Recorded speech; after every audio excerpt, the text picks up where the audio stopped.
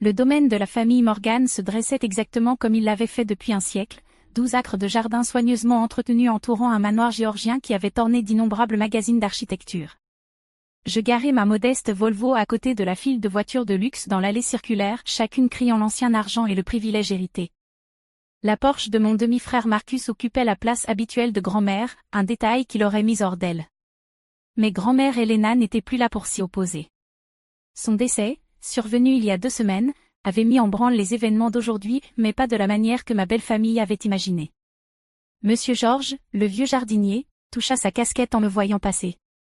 Son sourire complice me rappela tous ces après-midi passés à l'aider dans les roseraies pendant que Marcus et ma demi-sœur Victoria se prélassaient au bord de la piscine, se plaignant de devoir passer l'été chez cette vieille grand-mère ennuyeuse. La grande porte de chêne s'ouvrit avant même que je ne tende la main. Anna, la gouvernante, là depuis plus longtemps que moi-même sur cette terre, me prit chaleureusement dans ses bras. Pile à l'heure, ma chérie, murmura-t-elle. Ils sont tous dans la bibliothèque, en train de se chamailler comme des vautours. Je pouvais les entendre alors que je m'approchais, les voix familières de ma belle famille, élevées dans une dispute prévisible. Papa avait épousé Patricia quand j'avais 10 ans, introduisant ses 2 enfants dans notre vie tranquille.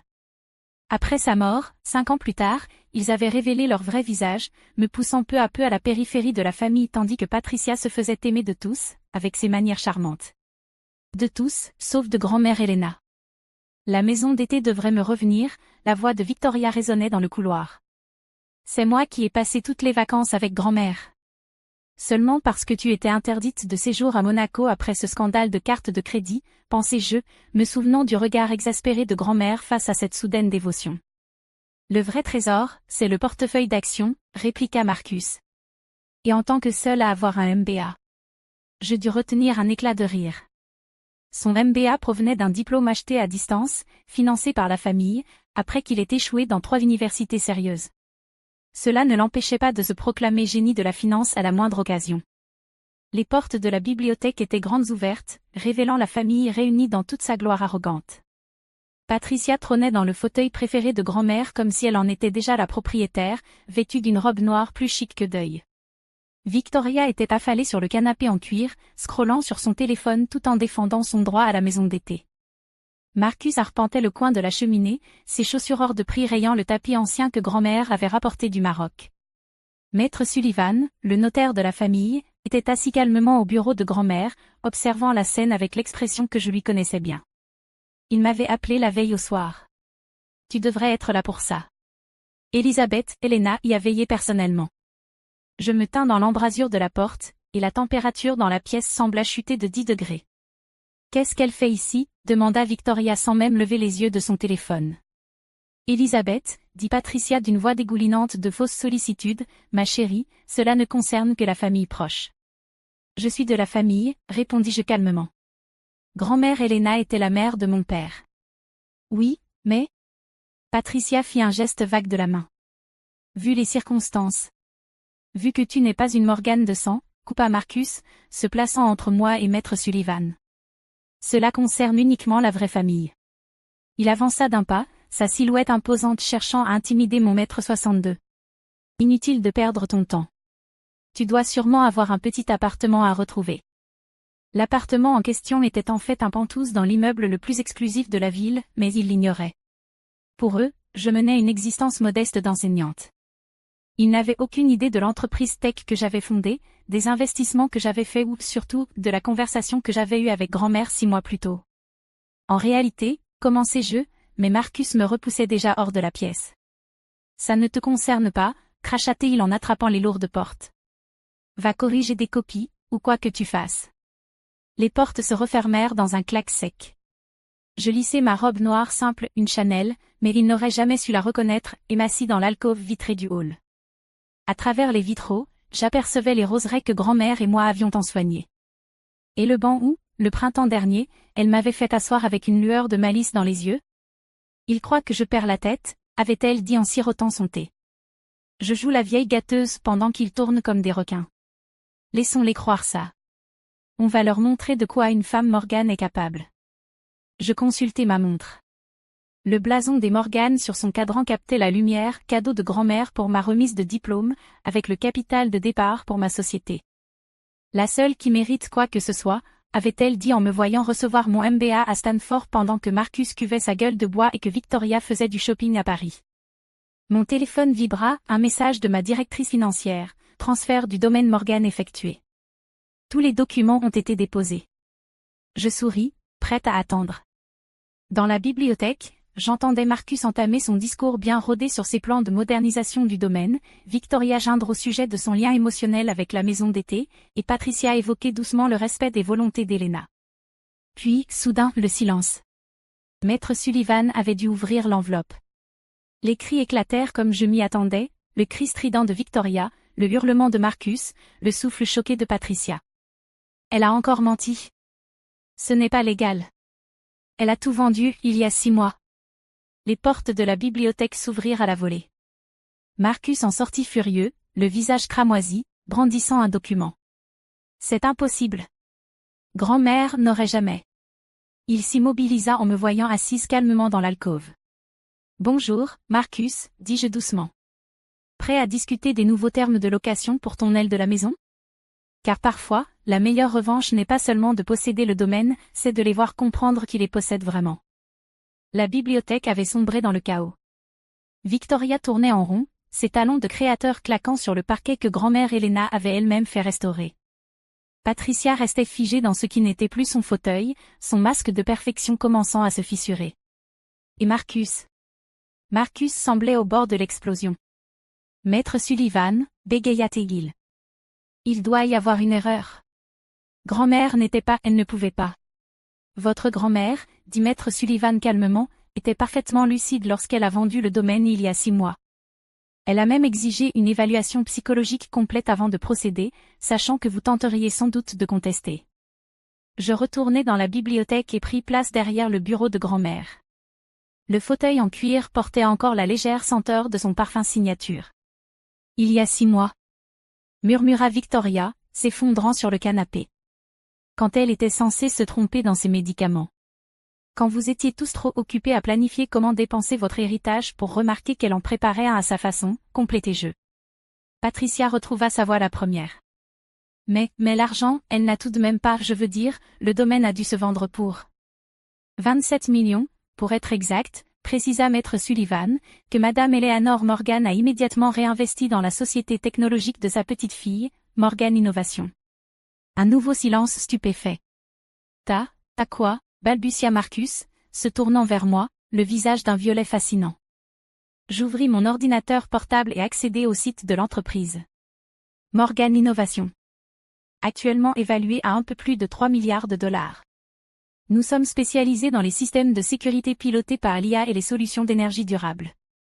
Je souris. Grand-mère était notre plus grande investisseuse. Et la membre du conseil d'administration la plus enthousiaste. Mais tu es prof, s'écria Victoria.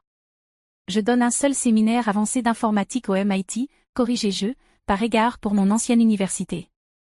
Le reste de mon temps, je le consacre à diriger mon entreprise. L'entreprise qui possède désormais ce domaine, la maison d'été, et la majorité des biens de la famille Morgan. Patricia se leva, chancelante. C'est impossible. Tu l'as manipulé d'une façon ou d'une autre. Monsieur Sullivan s'éclaircit la gorge. J'ai ici un enregistrement vidéo de Madame Morgan expliquant ses décisions. Elle a insisté pour le faire encore une fois, anticipant vos réactions. Il appuya sur lecture sur sa tablette. Le visage de grand-mère Eleanor apparut à l'écran, aussi vif et élégant que dans mes souvenirs. Si vous regardez ceci, c'est que je suis morte et que mes chers vautours tentent de contester mon dernier acte de gestion. Elle sourit de son célèbre sourire, celui qui avait terrifié les mondains pendant des décennies. À mes petits-enfants par alliance, Marcus et Victoria, vous n'avez jamais compris ce que signifiait vraiment le nom Morgan. Vous pensiez qu'il s'agissait d'argent, de statut. Vous avez passé des années à faire semblant de m'aimer tout en planifiant comment dépenser ma fortune. Victoria sursauta. Marcus détourna le regard. À Patricia, tu as épousé mon fils pour son nom et tu es resté pour mon argent. Inutile de nier, je le sais depuis que tu as essayé d'accéder à mes comptes lors de ses funérailles. Patricia se laissa retomber sur sa chaise, le visage livide.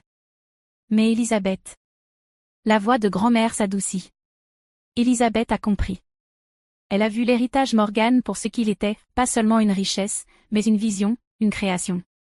Le désir de bâtir quelque chose de significatif. Pendant que vous traîniez au bord de ma piscine à attendre ma mort, elle construisait un empire dans le secret. Comme je l'ai fait il y a 60 ans, quand tout le monde disait qu'une femme ne pouvait pas diriger une entreprise. Je me souviens de cette conversation, tard un soir dans son bureau, comment elle avait reconnu le code sur lequel je travaillais, perçu son potentiel, comment elle m'avait regardé en voyant non seulement sa petite fille, mais une âme sœur. Donc oui, poursuivit grand-mère, je lui ai tout vendu. Pas donné, vendu. Parce qu'Elisabeth comprend que la vraie valeur ne réside pas dans ce qu'on vous offre, mais dans ce que vous gagnez. Elle a payé le prix du marché, via sa propre entreprise, avec son propre argent. De l'argent qu'elle a gagné pendant que vous ricaniez tous sur son petit boulot d'enseignante. L'enregistrement prit fin. Dans le silence qui suivit, on n'entendait plus que le tic-tac de l'antique horloge, comptant les secondes de leur privilège. Maintenant, dis-je en sortant une pile de dossiers, parlons de vos conditions de logement. De quoi? La voix de Marcus se brisa. Vos contrats de location. Bien que je n'ai pas l'intention de vous expulser immédiatement, vous comprendrez qu'en tant que nouvelle propriétaire, je dois mettre en place des baux en bonne et due forme. Loyer au prix du marché, bien sûr. Prix du marché? Victoria pâlit. Mais je n'ai aucun revenu. Je sais, conclus-je. Heureusement, Morgan Innovation recrute toujours. Ton CV est un peu léger, mais je suis certaine qu'on peut te trouver un poste débutant. Quelque chose qui te permettra d'acquérir de vraies compétences. Marcus se redressa, tentant de retrouver un peu de dignité. Écoutez, c'est notre maison. Non, le coupez-je.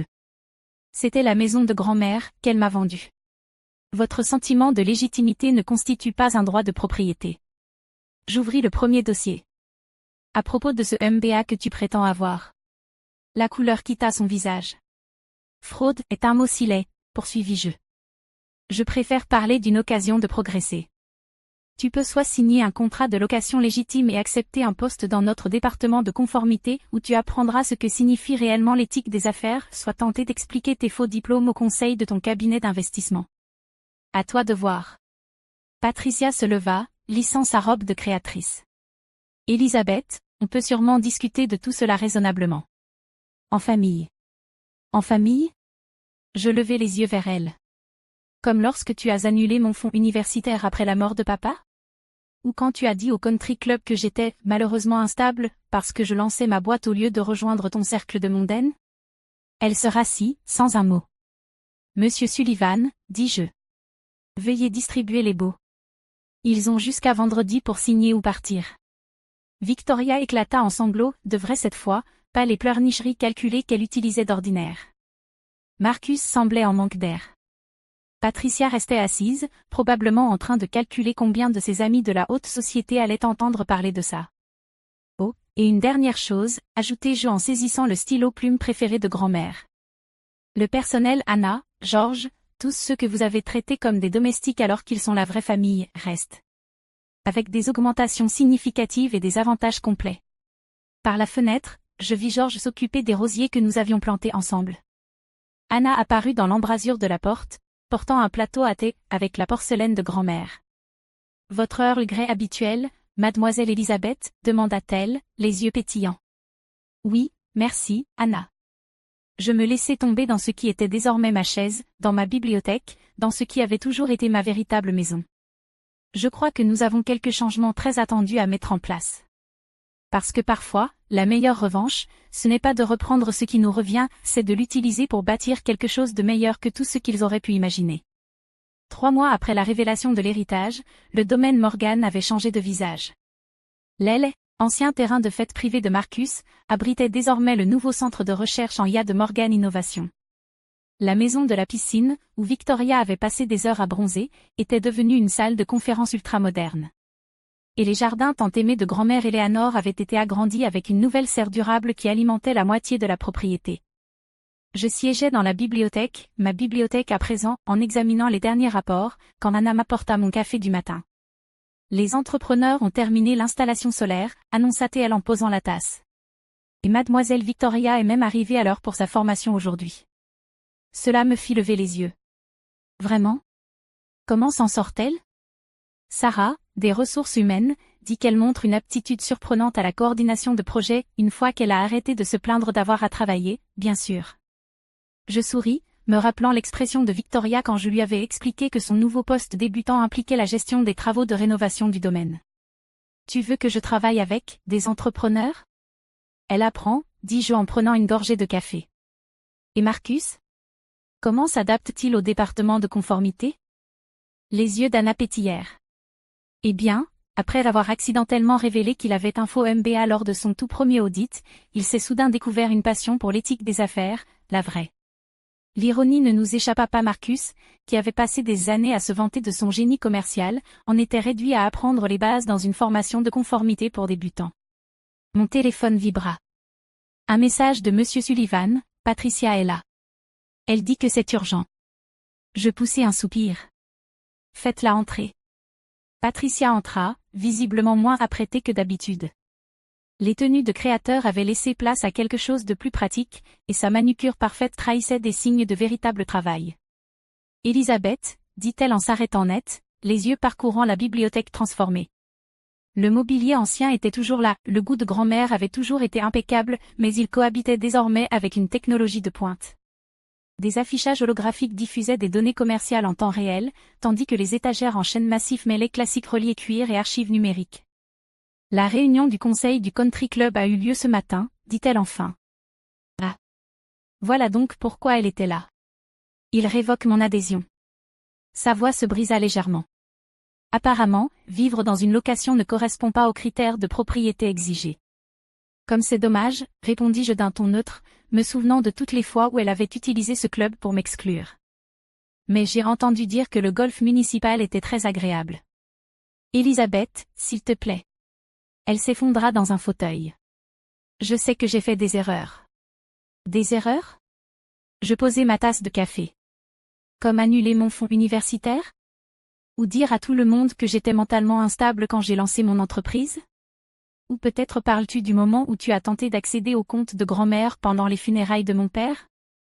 Elle tressaillit à chaque exemple. J'ai eu tort. Sur toute la ligne. À ton sujet surtout. Oui, acquiesçai-je. Tu avais tort. Je ne te demande pas de me pardonner, poursuivit-elle. Mais, j'aimerais comprendre. Comment as-tu fait? Construire tout ça pendant qu'on pensait que tu n'étais qu'une enseignante? Juste la belle-fille silencieuse qu'on pouvait ignorer sans risque? Je me levai et marchai jusqu'à la fenêtre. Le jardin en contrebas fourmillait d'activités, des employés profitaient du nouvel espace de travail extérieur, des chercheurs discutaient entre les rosiers que grand-mère et moi avions plantés. J'ai appris de grand-mère Helena, dis-je enfin. Pas seulement les affaires, mais le pouvoir. Le vrai pouvoir ne consiste pas à se pavaner ou à écraser les autres. Il réside dans le fait de construire quelque chose de significatif pendant que tout le monde vous sous-estime. Elle a toujours vu quelque chose en toi, admit Patricia. J'étais jalouse du temps que vous passiez ensemble. Elle voyait une part d'elle-même. Je me retournai vers elle. Une femme qui avait bâti un empire alors que la société lui disait d'être simplement décorative. Tu savais qu'elle avait acheté sa première entreprise avec l'argent qu'elle avait gagné en vendant ses propres bijoux? Son mari, grand-père Morgan, pensait qu'elle se contentait d'entretenir ses relations sociales. En réalité, elle construisait un réseau d'investisseurs. Patricia sembla songeuse. Je ne savais pas. Personne ne le savait. C'était justement l'idée. Je me rassis et consultai quelques fichiers sur ma tablette. Cela dit, j'imagine que tu n'es pas venu uniquement pour parler du country club. Elle se redressa dans son fauteuil. Non. Je voudrais travailler. Un vrai travail. Pas seulement des conseils de bienfaisance ou des comités mondains. Ça, je ne m'y attendais pas. Le projet de rénovation, poursuivit-elle. J'ai observé Victoria s'y impliquer, et j'ai de l'expérience avec les biens historiques grâce à tous ces conseils de musées sur lesquels j'ai siégé. Je me suis dit que peut-être. Je la scrutai attentivement. Le vernis parfaitement maîtrisé s'était écaillé, laissant entrevoir quelque chose d'authentique. L'équipe de conservation du patrimoine a besoin d'un coordinateur, dis-je lentement. Quelqu'un qui comprenne à la fois la valeur historique et la fonctionnalité moderne. Mais je levai la main alors qu'une lueur d'espoir traversait son regard. Ce n'est pas un poste glamour. Pas d'assistant. Pas de notes de frais. Juste du vrai travail. Préserver ce qui compte tout en construisant du neuf. Comme ce que tu as fait ici, dit-elle en désignant la bibliothèque. Exactement. Je sortis un contrat. Tu seras sous la supervision de Victoria. Victoria? Elle cligna des yeux. Elle l'a mérité. Quand on donne vraiment aux gens une chance de faire leurs preuves, parfois, ils vous surprennent. J'envoyai le contrat à son adresse mail. Prends le week-end pour y réfléchir. Après son départ, Anna réapparut avec du café frais. Tu as été généreuse, dit-elle. On verra si elle saisit réellement l'opportunité. Je consultai mon emploi du temps. La réunion du conseil commence dans 10 minutes. Tout est prêt dans la nouvelle salle de conférence? Oui. Même si Marcus est nerveux pour sa toute première présentation de conformité. Je souris. C'est bien. Un peu de nervosité, ça garde les gens honnêtes. Le domaine bourdonnait d'activité pendant que je marchais vers la salle de conférence. Des employés, beaucoup de jeunes du coin qui n'auraient jamais rêvé de travailler dans la tech, collaboraient dans des espaces autrefois réservés au ragot et à la mondanité. L'argent des Morgan s'était transformé en quelque chose de productif. D'innovant. De significatif. Dans le couloir, je passais devant le portrait de grand-mère Helena à l'apogée de sa vie, élégante, sophistiquée, et secrètement puissante. L'artiste avait su capturer l'éclat dans son regard, ce soupçon de force cachée que la plupart ne remarquaient jamais. Mon téléphone vibra de nouveau. Un message de ma directrice financière, nouveau record pour l'action. La division énergie durable dépasse toutes les projections. Je répondis. Très bien. Mets en œuvre le plan d'option d'achat d'actions pour les employés. Il est temps de partager le succès. Victoria apparut au détour d'un couloir, étonnamment professionnelle dans un tailleur qui coûtait probablement moins cher que ses anciens sacs à main. Le bilan mensuel est prêt, annonça-t-elle. L'équipe du patrimoine a atteint tous ses objectifs, et la nouvelle sert à remporter ce prix de durabilité. Beau travail, dis-je en voyant qu'elle tentait de dissimuler sa fierté. Et Marcus? Terrifiée, répondit-elle avec un léger sourire. Mais il comprend enfin ce qu'il présente. Et il n'a pas parlé de son faux MBA depuis des semaines. Nous entrâmes ensemble dans la salle de conférence, la même où ils avaient jadis tenté de m'exclure de la réunion successorale. Désormais, elle était remplie de véritables leaders, d'innovateurs et d'employés qui avaient gagné leur place. Marcus se tenait à la tribune, vêtu d'un costume sobre et affichant une expression tendue. Patricia, assise au fond de la salle, prenait des notes sur les éléments historiques que nous restaurions. Et à travers les fenêtres, Georges s'occupait des jardins que grand-mère et moi avions imaginés des années auparavant. Prêt à commencer? Je pris ma place en tête de table. Parce que parfois, la meilleure revanche, ce n'est pas seulement de réussir, c'est de créer un héritage qui transforme tout ce qu'il touche, même ceux qui ne pensaient pas avoir besoin de changer.